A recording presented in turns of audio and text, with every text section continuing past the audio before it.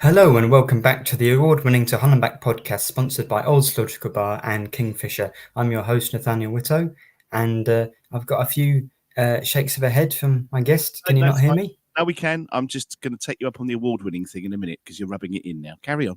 Yeah. Oh, well, I suppose so. But always got to mention it.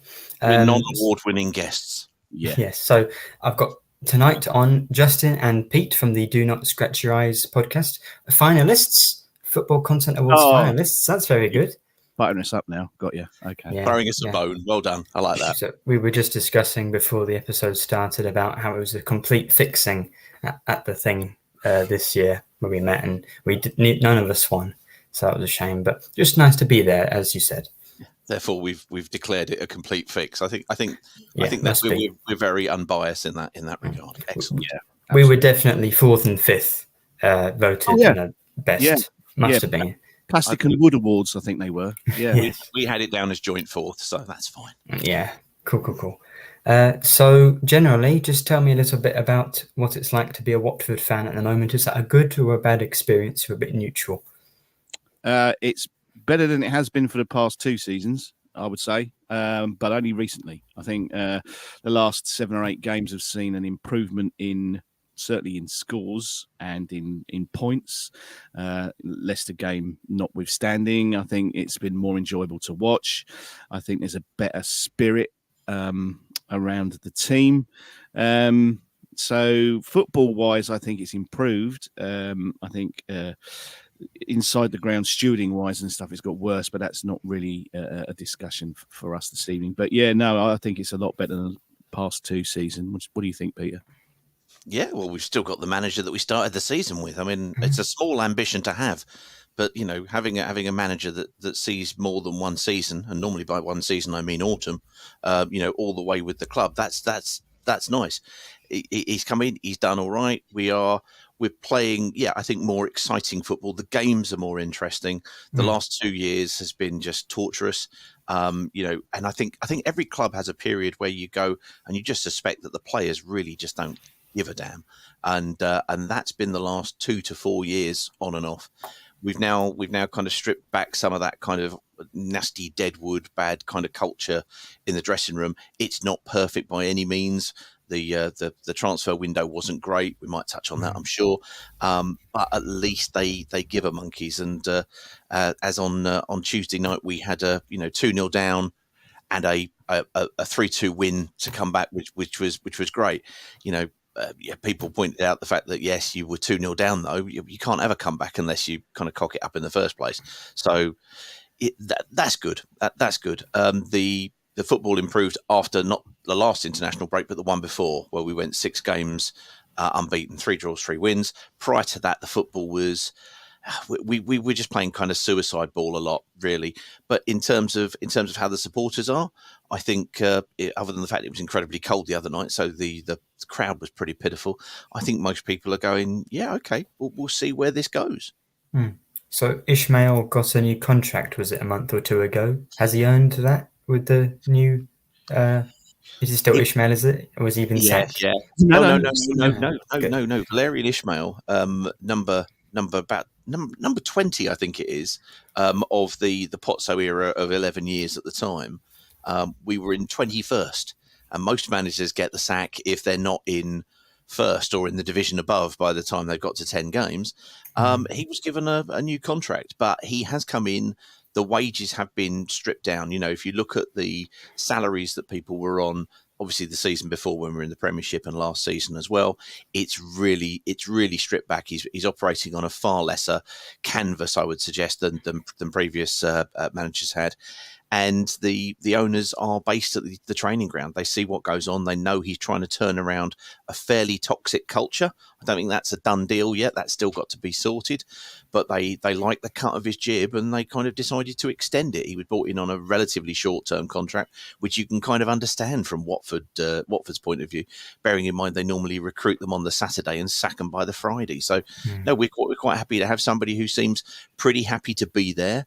Wanting to do a job and getting a tune out of some of the players as a combination, because we've not been more than the sum of our parts for so long. So it's nice to see a little bit of identity.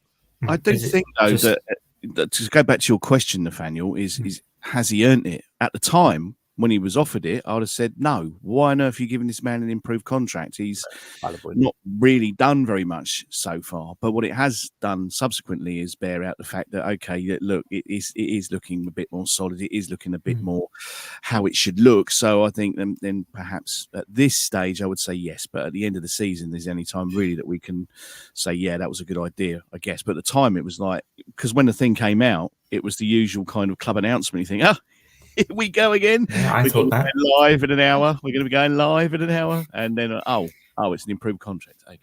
So, yeah, to answer your question, yes-ish, but not at the time. Is it just important? I think he's been moved from a temp contract to a 1 year with an option sort of thing. It's. I don't think it's the great big hill of beans. I think it was the club turn around saying, look, we've turned a corner. We are operating differently, and fair play to them. That's fine.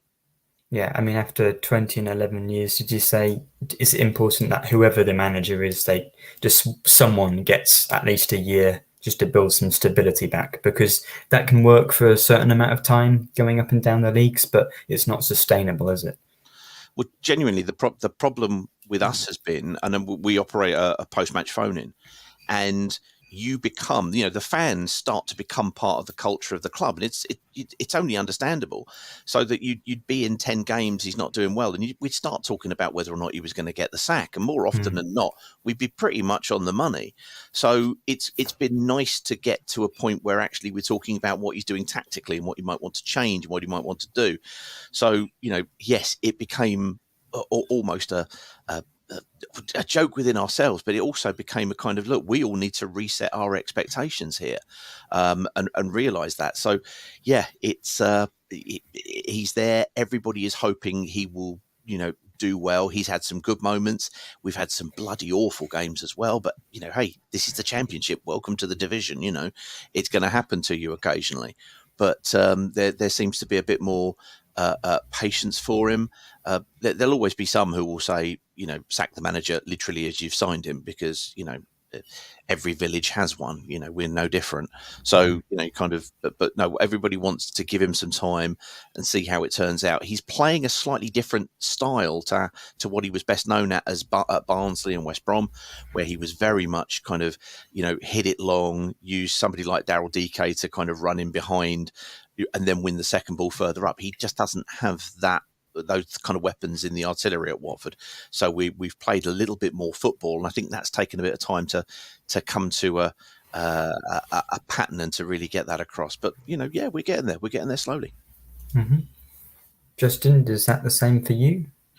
Yeah, I think. Well, I'm not actually that aware of what he's done elsewhere, because I didn't. When he sort of turned up, I was like, Valerian who? So I'm not very aware of other teams. I'm very Watford centric, if you like. So it's the same for me. I don't try and keep track of who's managing who in the Championship, because it just changes so often. Well, I can't even keep track of who's managing Watford in the Championship. So it's one of those things that I don't tend to pay an awful lot of attention to. I mean, obviously, when he turned up, I had to look up who he was and go, oh yeah, I know the guy. Of course, I know the guy. To give people an idea, when we sacked Rob Edwards, now successful manager at Luton, our rivals who took them up in the same season that we sacked him. Oh grief! When we sacked him, we spun up a Twitter Spaces, a phone in, and in the time that we were on the phone in, we had appointed Slaven Bilic his successor. But we were only on for about an hour, but they'd already done it. It moves so fast; it's very difficult to keep track of. But he was good at Barnsley, but we haven't had the direct style. And at one period we were playing a bit of suicide ball. Now I think we've kind of hopefully got the balance a little bit better, notwithstanding the worst 20 minutes you've ever seen on Tuesday night at the beginning. Mm-hmm. Yeah, cool. Well, how's this season going? Because last season you finished 11th, this time 13th. So what's different to last season? Do you think you could do better or worse? 2 positions in the table at the moment, I'd say. Yeah, that's good analysis. Factual. That's a very literal response. This is why I'm here. Well, what is the difference? I mean, we started off extremely strong. We were 4-0 up at half time against QPR in the first game of the season. we're going to walk this, we're going to piss this league, we're going to go, and then reality bit very, very quickly after that, because we sort of drew with Plymouth, and then we, lost games and drew games, and we all thought, oh God, here we go, and we were teetering above the sort of the relegation zone for a while. So who knows? I don't know. I think we would I settle for 11th again this season? Yeah, I think so. I think the 11th that we had last season was, we could still make the playoffs if this happens. They lose, we win that game 7-0. Do you know what I mean? All that sort of combination. It was very tight last year, more than usual. The points total for 6th was quite low. Yeah, it absolutely was. And we were sort of in and out of it a little bit. And I think in our hearts, even by March, we were going, well, don't include us in this because we're never going to get anywhere near it. And then, you go to Luton and lose 2-0, and then all these other sort of things that we think, it's not going to happen. So the 11th this year, if we've sort of come up from the other way, if you like, might feel a bit sweeter. But I if you ask me now, I would think we will be finishing above 11th. The way that I see us playing and the sort of character that we've got in the team at the moment, that game on Tuesday when we're 2-0 down and we go on to win it 3-2, I can't, the last 3-2 comeback like that I can remember is the semi-final against Wolves in 2019 at Wembley. Similar sort of feeling that, I think I might go home in a minute. And then you go, hang on a minute. No, wait a minute. We might actually get something out of this game. So a long answer to your question is I think we might do better than last season if things stay as they are. Mm-hmm. It's good to hear the club's moving in the right direction after so long, sort of some success, but it's not really a good way to run the club, I think. That quandary between the want of success and wanting to have a club that you can kind of really relate to and associate with and feel happy about is where, those two tensions have been where Watford fans have been debating over the Pozzos who own us, because yes, they have been through, at least 2 managers a season forever, it feels like. And that's an issue. And you want that done, and there's been all sorts of stuff. Hopefully that might bed down in some way, shape, or form, or somebody might come and buy the club. Who knows? If you know any good Turkish owners, we're very jealous of yours. We want that, and all the Turkish holidays that seem to come with it. That sounds very good. But where we've kind of differed from this list to last season. Last season we had people such as Keenan Davis, we had Hamza Chowdhury, we had Ismail Assar, we had Yao Pedro, we had an embarrassment of riches on the pitch seemingly, but actually they were just an embarrassment on the pitch half the time, because we were never more than the sum of our parts. We went through Rob Edwards, Slaven Bilic and Chris Wilder, all with varying degrees of, kind of expertise on their coaching CV, young and old, but nobody could get a tune out of these guys. And so what has changed and why we're looking at it from the other side of the telescope, in this respect, is the fact that we've got shot of all of those players either on loan or otherwise, and others, and we are, we've really stripped back to I would suggest kind of lower mid-table championship budget. That's really where we are. And we expected him to come in, Valerian Ismail, and do what he's done at every team he's been at, because I do look at these things. He used to play a 3-4-3, play a flat back 3, and we thought he was going to do that. He hasn't. We play a 4-3-3. So what you'll see us line up with is a flat back 4. You'll see Jamal Lewis probably on the left. You'll see a lad called Ryan Andrews, who's come into the team last season, but also mainly this season. He's really done well, and he's earned himself a longer term contract. You'll probably see Ryan Porteous and Wesley Hoot at the back, who were good on Tuesday, but Porteous has been in and out of the side depending on whether or not our Chilean centre back Sierralta is available. In front of them, you'll see Jake Livermore, who has been, if you look at our season until the previous international break kind of block of 6 games, he played pretty much one game, which was away at Stoke, and he just, he looked like he was basically running through tar, bless him. And we were like, no, he's gone. He's really gone. He then came in after that international break and had 6 games where he's been very good, very good. I wouldn't say he was exceptional. Tuesday, oh my God, where has he been? He really has got himself fit, and his performance on on Tuesday was wonderful. There was a moment that only Championship fans can possibly appreciate where Ashley Barnes ran in and tried to jump into him with his knee, and he simply bounced off. It was a moment of joy. We all enjoyed it as Ashley Barnes crumpled to the floor. He's done well. We then play 2 number 8s, if you will. They're inverted. So he plays left on the right and right on the left. And we do the same thing with the outside wingers, left on the right, right. So our frustration has been that up until, again, coinciding with that international break, we would be always playing inverted wingers, inverted number 8s, and anybody crossing into the ball, it would always be an in-swinging, kind of being a big advantage for the goalkeeper. Since that international break, we've had Ken Semmer on the left, which again, Championship fans will know of, and he kind of barrels on the left and he goes on the outside. So whereas before we've kind of concertinaed into kind of, or rather funneled into destroying our own space, he goes down wide, pulls people about, and we've got a lad up front who called Mileta Rajovic. He's a Dane who was playing in Sweden, and he does absolutely nothing outside of the 18-yard box, and I mean nothing. He tries some hold-up play and he does it, and it's like watching a 12-year-old do it for the first time playing with their back to goal. It's that simplistic. But put him, going forward, because he's 6'3", and he will get his head or a toe or any part of his anatomy onto the ball before the centre-back can to finish it off. And he's very, very good at it, and why he's got a kind of, I think it's a goal every 117 minutes. That's the stat. The other day against Rotherham, he scored 2 goals and he passed 3 times. It's not even a hold-up player or a target man. He's just a goal scorer. Yeah, he's got to learn that whole part of his game. Clearly, wherever he was playing in Sweden, he'd moved to the team in the Allsvenskan in the top division literally for about 8 months, and he'd scored about 12 goals in 20 appearances, and he hadn't scored any since about March. And then we went and got him, and of course they play all the way through.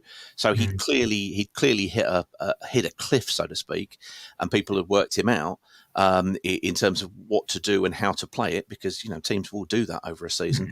And now he's having to learn that part of the game, and you could see him trying to do it on Tuesday. So we will see how we go. But we've still got some talent. People like Yasser Asprilla, who scored the last the final goal of the comeback on Tuesday, is a wonderfully exciting Colombian player. I'd call him a Poundland Foden, like Phil Foden. He plays in the same sort of off the right, has a lot of the same kind of characteristics, but I did use the word Poundland for a reason, but he's very, very good. We've got a lad called Mateus Martins who can do the same thing on the other side, who's Brazilian, very exciting, but again, he cuts in, and at the moment, Semmer's taking his place.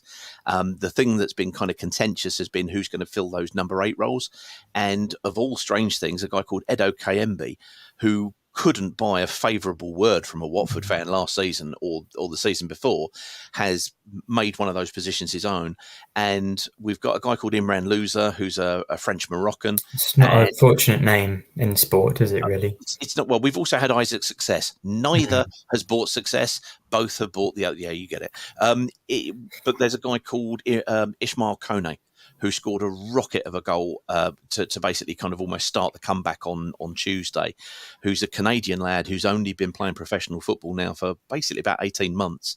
And he's starting to kind of grow. And what we're seeing in our team is in that midfield, it's about getting that blend, and we need the work rate of a Kone. We don't need the playing style and casual air of Imran Louza.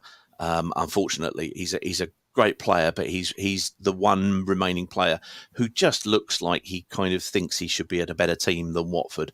And as with all clubs, you're at the club you are. The only way you get to a better move is by digging in, playing well, and working hard for the club you're doing. So there you go.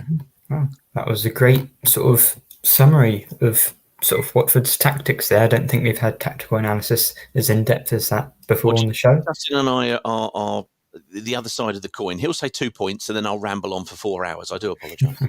Yeah, well, I was going to talk about Rajovic, but talking about sort of transfers, because I was going to ask if he was the best signing he made this summer. We'll just halt this preview for just a second. David's asked about the Jaden Philogene sort of first refusal deal with Aston Villa. I don't really know if anyone actually understands whether or not Villa can sign him. if we get promoted, they can sign him for 15 million, but we can also sell him to someone else. So I don't really see what the point is. But to answer your question, David, I don't really have any idea. But well, just to ask you, is Rajovic the best signing you made in the summer, or is it someone else?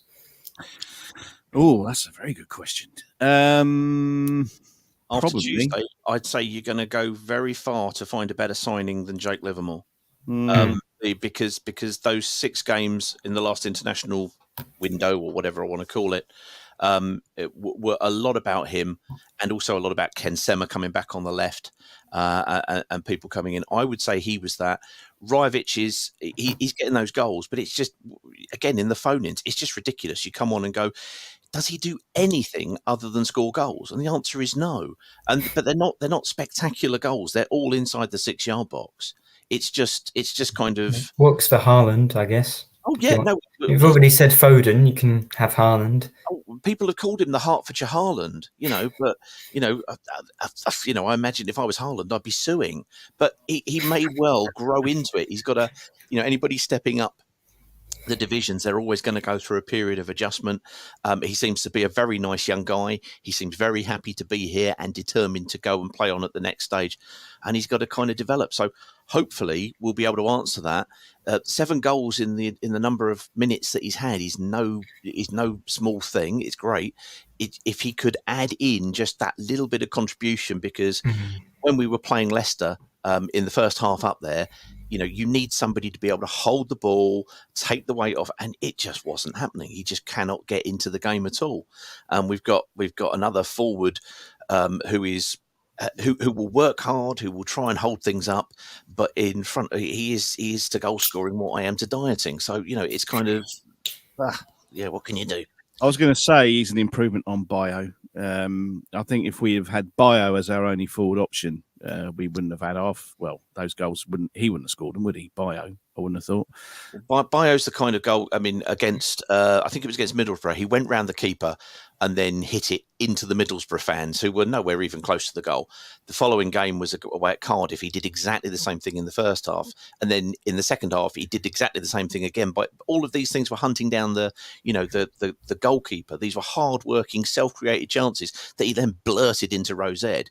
Finally, he scored one against Middlesbrough. Against Cardiff in the second half. Not convincingly, but it went in the net. So there's a lot of people who actually like him a little bit more than they have done, and kind of feel a little bit sorry for him, because one will work hard and try and get in there, and the other one is just basically, I'm just waiting for you to put it on a plate and then I'll stick it in. So because you need players that you can rely on. When you're not playing well, because Rajovic, it seems that if you're playing well, creating chances, he's a good player, but if you're at Leicester, he's not going to get you into the game, is he? Yeah. He also dictates how we have to play. So Ken Sema has to play down the wide left, because as the aforementioned, if you're playing in swinging crosses that are kind of an advantage and they're coming onto the goalkeeper, he's got no hope. Certainly his last 3 goals have all come from outswingers, from the left. So you've got to play in a certain way. And if you're going to play Sema, it kind of dictates who you're going to play in midfield as to who's going to be able to feed him. And therefore, Kone's quite nicely kind of playing out to Sema, that kind of regular pattern of play that you can see. But if you're up against it and everybody's pushed back and you're not providing those crosses, he's a passenger. That's the truth of it. Mm-hmm. Yeah, cool. Well, we've mentioned one of the 3 players that's played for both clubs. I want to ask, has Tom Ince, because I know he had a bit of a resurgence under his father at Reading, but has Tom Ince been equally disappointing for you as he was for us? Because he was very disappointing for us all those years ago when allegedly he rejected Inter Milan. I mean, the way he played for us, that can't have been true. Before Peter goes into his rant about his father, because Peter doesn't really like Paul Ince very much, you can imagine our disappointment when we sell Pedro for 30 million, Peter. We certainly brought in quite a few quid. And Sarr as well. Yeah, 50 million combined, and then we signed Tom Ince for 50,000. It's like when we sold Bowen and Krzyzki and we signed Martin Samuelson and James Scott and whatever his name was, Madison, and they're all garbage. Yeah, but I wouldn't say he's not. I don't think he's been garbage for us. But I mean, 50 grand. When you see that, we've got a nice new signing. You go, we've signed Paul Ince for 50,000. You go, have you? So I mean, he's been a 50 grand player. I would say that might be a little bit disingenuous. He's probably been a bit better than that. He's contributed a couple of goals, a couple of assists. He looks as though he knows what he's doing, which is fine. Is he? I mean, is he ever going to go down as a Watford legend? No, but is he doing a job? Give it time. You never know. How old is he now? I'm not quite sure how old he is. 31. 31, okay. I think. Yeah. Okay. So he's still at the peak of his career. He's just one of those players that we signed that will be sort of remembered as a Watford player, but probably not in a elevated status, I would imagine. Too much, Peter? Well, I think out of the hundreds and possibly even thousands of Watford players, many people will not fill into that upper echelons. Signing somebody at 31 is going to be very difficult for them to do so. But no, I think he's been okay. I mentioned Yasser Asprilla, who seems to have the shirt on away games, and Tom Ince seems to have it. It's on home games, and Tom Ince has been featuring in away games. And I don't think you can really kind of question him for away at Leicester, for example, because nobody was getting the ball into anyone. We did have an opportunity. Mileta Rajovic did have an opportunity, but it fell to him on his right foot, and he does have proverbially two left feet. Which could have been an assist. So he's had some assists. He's scored some goals. I think we signed him because if you looked at, João Pedro, he scored, kind of 10 goals for us, and he got 5 assists, last season. And you look at what you mentioned, the kind of the renaissance that he had under Paul Ince in 3/4 of last season, because they dropped him after Paul Ince had gone. Quelle surprise. He got 9 goals and 5 assists. Not bad. So, for 50 grand, if you're replacing, and sometimes you do just have to look at it on the basis of assists and goals, where's it going to come from? He's had a couple of really blinding moments. I don't think at any point he's really let himself down. The problems have come when we've had games such as Leeds away and Leicester away, where the whole team simply hasn't turned up, and we've had the wrong balance in midfield, and they've gone at it with the wrong attitude. This was prior to that international break thing that I was talking about. And at that point, it's very hard for an inverted winger to really kind of come into the game or do anything particularly startling. Oh no, I think for 50,000 we've had very, very good value out of him at the moment. The difficulty is as with Sema and Martins on the left, it's him and it's Asprilla it basically in competition for each other on the right. So he doesn't have a free rein. He doesn't get to play every time. We seem to be kind of rotating an awful lot and trying to find some consistency. And at the moment, you'll get a spark from Asprilla, and he is kind of the order of the day. Next time it could swap around. I'm quite pleased with him, unlike his father, who as a player was magnificent, but as a manager is like, oh my good lord. I watched us play and beat Reading 2-0, and I came back and started off because I was just depressed at watching the football, because it was like somebody had inverted the ground or turned the ground round like 90 degrees. People were just going, it was who can kind of stay the closest to the halfway line. It was just basically kind of football as euthanasia writ large, and so I couldn't stand his old man as a manager. So there you go. Yeah, but he's done all right. He's done all right. Yeah, well, there'll be 2 50-grand players at the match then, because Regan Slater's just come back from injury. He won't be starting because he's not fit enough. But 50 grand sounds like a pretty good deal for players nowadays, especially with some of the things. And the other one, we talked about him a little bit when he scored the winning goal. He hadn't done by that point, but he scored the winning goal in the last time he played.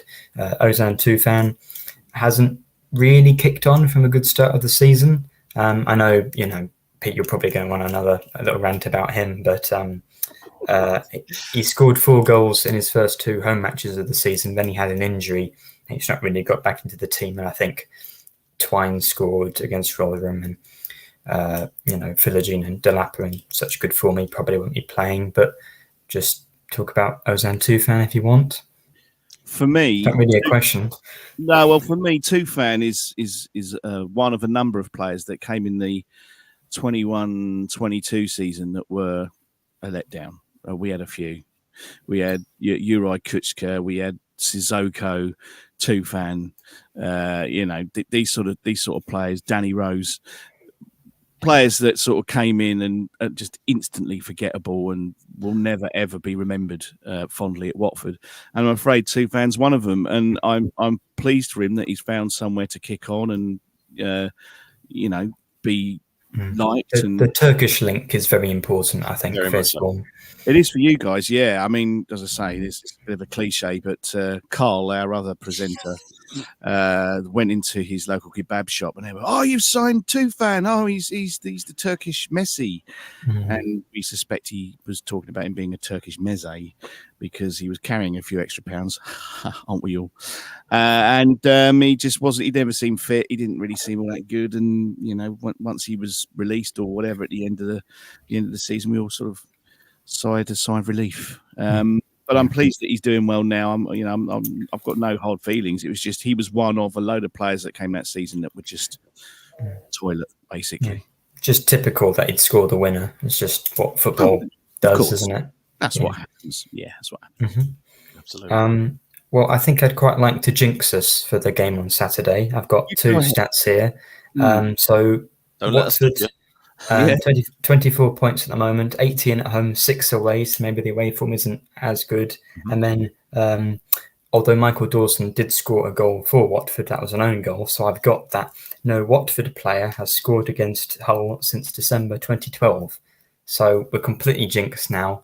Watford are definitely going to win. I just thought I'd throw that in there. Beautifully done. I have no idea who it was. But yeah, Michael Dawson, that game was in the Premier League and Watford didn't have a single shot on target and we still found a way to lose. So we deserve to go down that year. In 2012, did you say?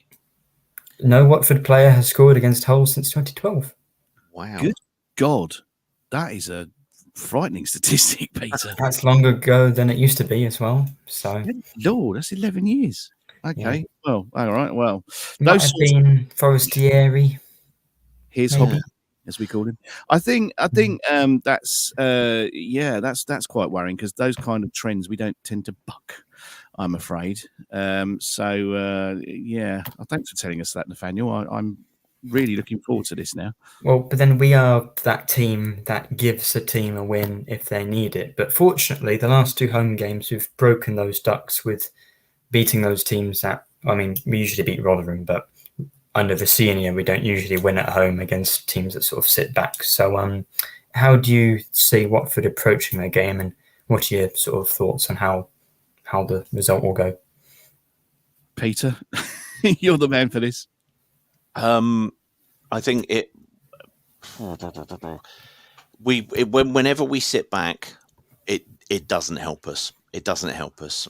We're not good at rearguard actions for a prolonged period of time. We went 3-2 up against Norwich, and immediately for the next 7 or 8 minutes, tried to make a Norwich side that basically had got its fight and flight mechanism switched firmly to flight. Actually, put up, try to kind of wheedle their way back in it.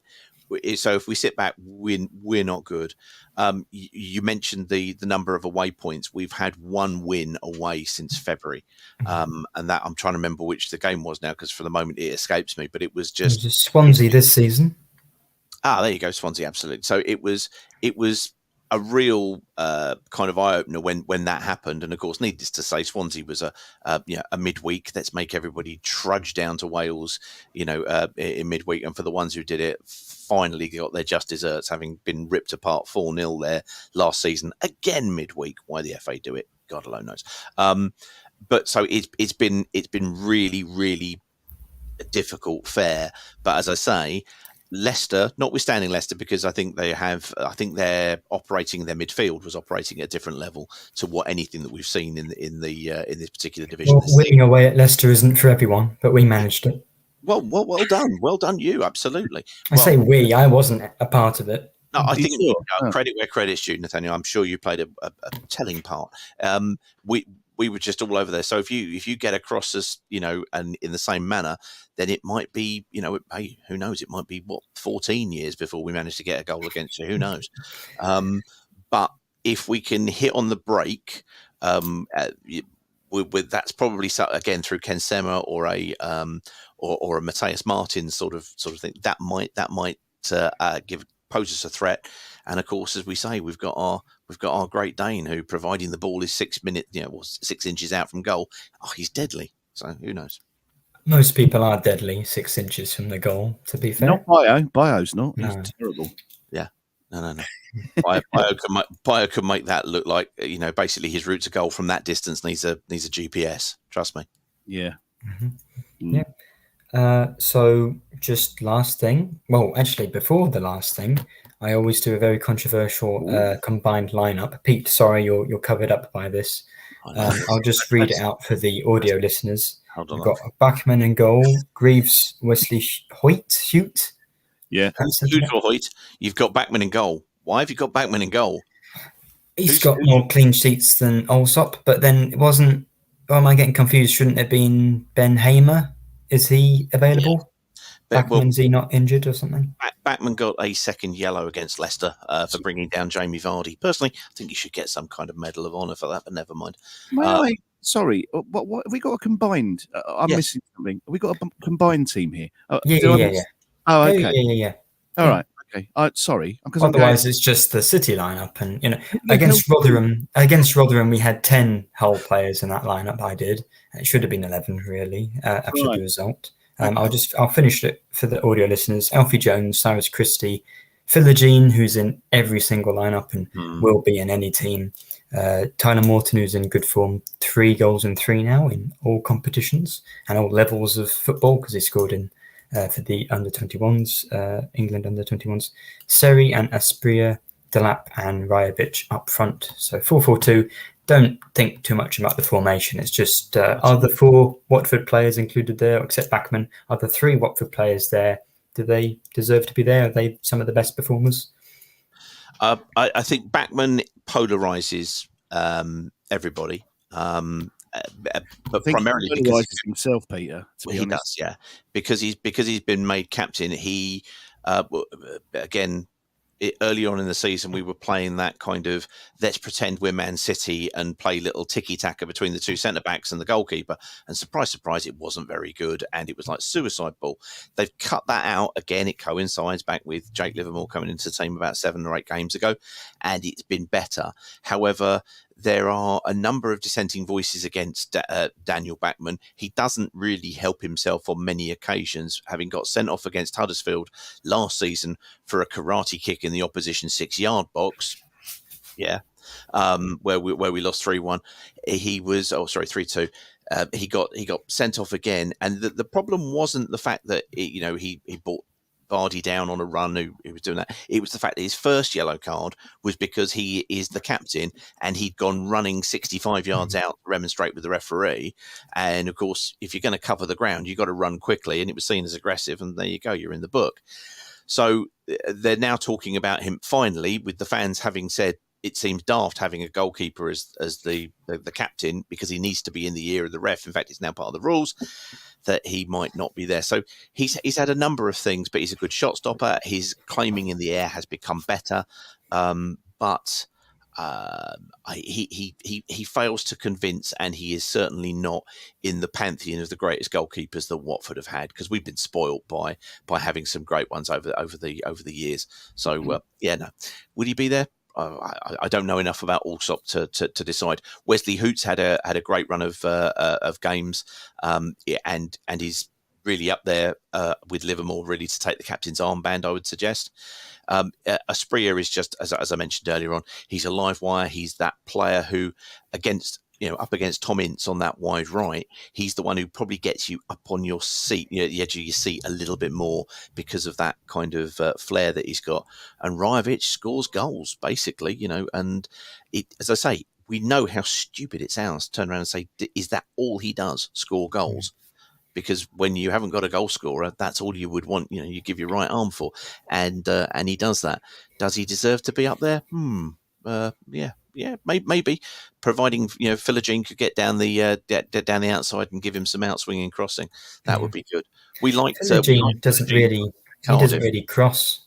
Philogene likes to score himself at the moment, but yeah, he's been just incredible, very exciting to watch, and we talked Be about. interesting to see. When we played Cardiff, we picked him out mainly because he got like a ridiculous name, and went, okay, yeah, let's have a look at this. That, and he was like, no, he was really good, and he was playing on the right that side and kind of cutting, kind of again inversing and cutting in.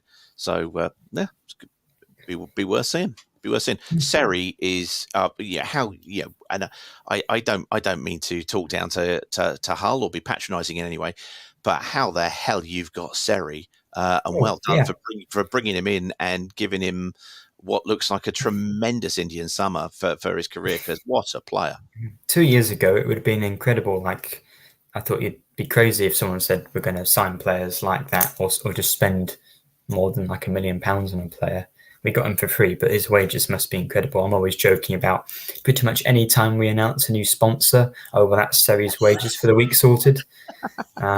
All the footy scran we're always putting onto Twitter for people to vote what the new food is going to be. He gets a cut of that. I mean, they all do in a way. Yeah. They all get like a minimal cut of like everything, but it's how many points on the pound, though, isn't it? Seri's getting a good whack of it. That makes sense. Yeah, pretty much. Right. Superb player, lovely to watch. Yeah. So Ethereum US, interesting name, Mr. US. He's predicting a 4-2 win to City. I think it could be quite a goal-heavy game. If you're saying that Watford don't like to sit back, I think at home and with these players and Philogene in such good form, it might just be a case of trying to outscore the opposition for both teams. So I don't know whether I'd go 4-2, but I'll get your predictions, Justin. I'll go to you first. Well, you just told us we haven't scored against you. Well, that can change because we've only played Watford 5-6 times since then. To be fair, you're right. So that's 600 minutes of football or something. I would. I think. Well, I don't think we're going to win. I think it might be. I think I predicted on our show. By the time I got to predict, which seemed like quite a long way into the predictions, as it tends to be. He's so bitter about this. I'm very bitter about this, Peter. I'm more bitter than the weather outside. I would probably think it's going to be 2-1 Hull. Mm-hmm. I'd be happy with that. I wouldn't. Of course. That's what I think it might be. Yeah. Pete, thoughts? I think I'm going to go for the same line. No. I'm going to go for the high scoring draw. I'm going to go for 3-3. 3-3. Yeah, absolutely. We played Coventry earlier on in the season, and Rivich got 2. It was his first game. It was his first goals and an assist from Tom Ince for the first one, very similar to the one that he absolutely ballooned over the bar against Leicester the other day. And we scored 3 goals, but it was really in what would be known as our main suicide ball phase, where Hoot, who's managed to get into a combined team, scored a really impressive own goal. Ryan Porteous decided to just fall over when all he needed to do was stand up to defend, and we managed to give away a penalty and all sorts of stuff. I love the fact that the Championship, and I'm always contentious here because I know Watford fans hate me for saying it, but I much prefer the Championship to Premiership football. It's not proper football. VAR's ruined it. We're here. Let's just have a load of fun. If we finish 14th or 12th, it'll be whatever. But yeah, good old goal fest. I'd fancy that. That'd be good. And a big hello to Gary Wood there, who said I couldn't pick 1-1. He's it's an in-joke on our podcast. So to be fair, 1-1, any away game at the MKM, 1-1 is a decent shout because that is probably our most common scoreline at home under the senior. Usually we go a goal behind and then we spend 80 minutes trying to get back into the game. We finally score, and then when we're on top, there's just not enough time. So we really needed that early goal against Rotherham. Because Huddersfield, it took us 90 minutes to score. Rotherham, it took us 20 minutes to score 3 at the beginning. And yeah, it's very difficult when teams park the bus. So I think it could be quite an exciting game. Ant is going 1-0 Watford, Tufan 96th minute winner. And he lifts his shirt in front of the Watford fans to show he's written "Happy Birthday, Carlos." Yes. Yeah, I don't get that, but we do get that. So Carl, who's the other member of the podcast, it's his birthday over the weekend. He was the guy at the kebab shop that was told it was the Turkish Messi. So that would be fantastic. If he did that, that would be absolutely fantastic. It's not going to happen, but that would be funny. Very, very funny. It's that kind of insight that wins people little badges like that. That's well done. Hang on, have you got yours? I did have my badge, but then I think I threw it away, not away in the trash, but because Thanks for qualifying literally away from me, so it'll be on the floor somewhere We'll be careful because Carl damaged his ribs last year. Stabbing me. Yeah, and I stabbed myself there. That was Peter. We've got to get these non-lethal badges next time we order some. I gave Carlos, which may explain to any viewers why he's not here. I gave him some. We had some really even smaller badges, right? Really, really tiny badges, and he managed to tread on one and skate on it and nearly break his rib like an idiot after about 25 minutes. That's got a bigger kind of health risk than Carlos himself, really. There you go. Absolutely. And Ant did wear his when he came on our preview as well. So. He did. Apologies. Got to sort it out, Nathaniel, for next time. It will be here somewhere, but I'll have to find it. It is. I thought about it, and the thought is probably important, maybe. Yeah, that's right. Yeah. I love the fact that you qualified. You didn't throw it in the bin, therefore it's somewhere on the floor. Like that was some kind of element. Well, as in it is retrievable. Yeah, I love the fact that you got halfway through that sentence and just went, "Oh, what's the point? It's on the floor somewhere." That's good. What else is on the floor for him to not know where it is? This is very worrying, Nathaniel. Bit of a tidy up might be in order there. Some socks here. Camera view is conspicuous. Batteries. Cover the floor. I always have to remove this panel of my radiator because otherwise, see this black stuff on the corner of the radiator panel here. That is the back of my chair rubbing off on it. So that's why I have to take it off. Otherwise, it distracts. So that's on the floor. Right. So we've got another podcast here now, which could be things that damage chairs. We've gone through a lot this evening. On the desk, vegetable soup. It's been in months. Oh, well, there you go. The mainstay of any student household, I should imagine. Oh, no. I'm ruining my parents' household at the moment. Why? Yeah. Why not? When was the last time you saw some kind of siege that you have to kind of survive, therefore, by stocking up in case your parents... I won't survive very long on one tin of soup. No, this is true. This is true. Bearing in mind all you're cooking it on is a radiator anyway, that's probably a fact. Yeah, a radiator without a panel. So it would even warm up as well. You don't live in Hull, do you, Nathaniel? Am I right in saying that? I never used to because I was at university, but I'm back now. Award-winning graduate here. We're getting very off topic. He's using the word award-winning again, Peter. I think we terminated this. I'm just very big-headed. Award-winning badge-throwing podcast that they are. Yeah. So the England's smallest window. When was the last time you went past that? Oh, I sensed its presence recently when I walked near there, but I didn't go past. You sensed its presence? I knew it was round the corner. I know the one you mean. Probably 2-3 weeks ago, maybe. Okay, that's good to know. We like to check these things. We need to make sure we're not being lied to by Ant, basically. I've looked it up. I'm not sure that's a window. I think that's basically somebody not putting enough kind of mortar between two breeze blocks and then going, you know what? I think that can be a tourist attraction. I think they've also got the smallest pub room in England. And tell Ant to send his badge back. That's the kind of information we need on our podcast. Small pub room, you say? Where would this be for all of the Watford fans coming along on Saturday who want to go into small pub rooms? It's the Minerva pub on the marina. That sounds dodgy. It's very nice. How is it? It's pretty small. I've got my desk here. It's basically got room for one radiator and a can of soup, and that's about it. You can barely fit this desk in. Really? It's like the smallest separate room or like room you can rent or something. It's basically just one table in a sort of secluded bit. It's barely a room. But so Hull thrive on small things by the sound of things. They like we won't pretend we've got big stuff. We'll go for the world's smallest stuff. It's very good. Yeah, I mean I think that's very, very astute. We've got this cupboard. Martha, turn it into a tourist attraction. That's brilliant. I love it. Paul's just commented in that it's time for my bedtime now, apparently.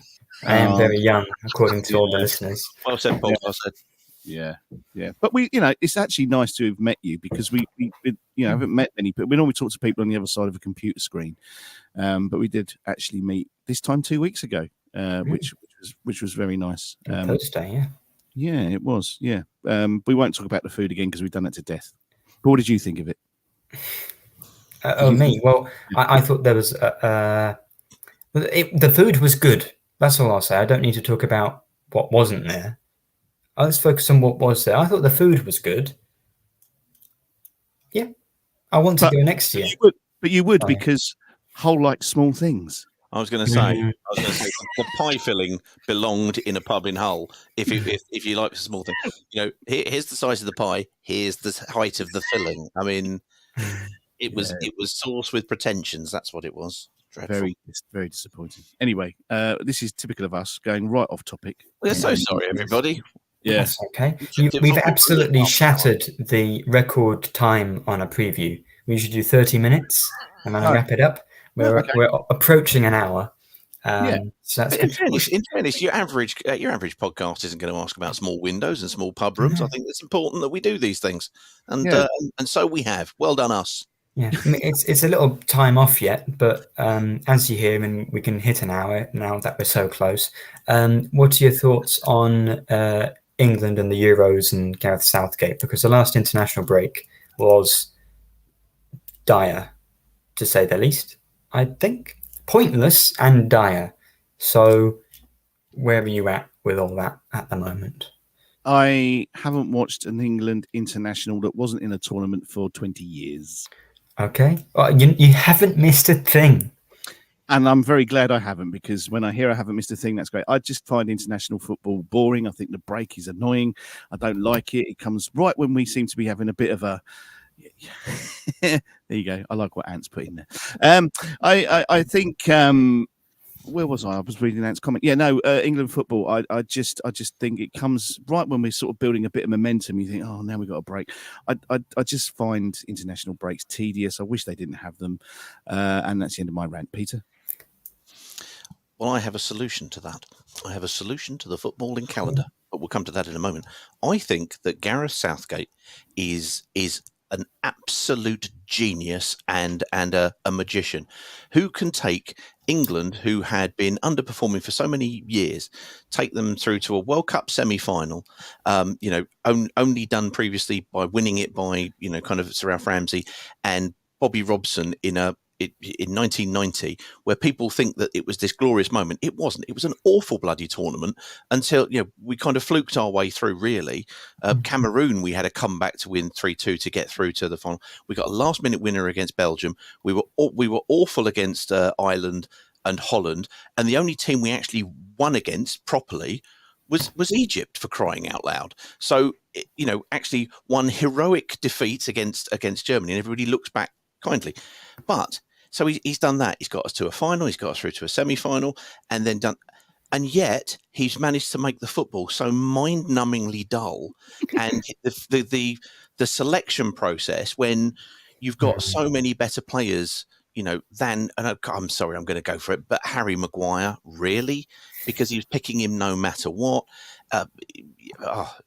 Disgraceful. You hope that he will go. No, actually. Around somebody like Jude Bellingham, I need to construct something more and something better, and hopefully he will do so. My solution to the stupid international breaks, which, let's be honest, just get in the way of the domestic calendar, especially when they have friendlies.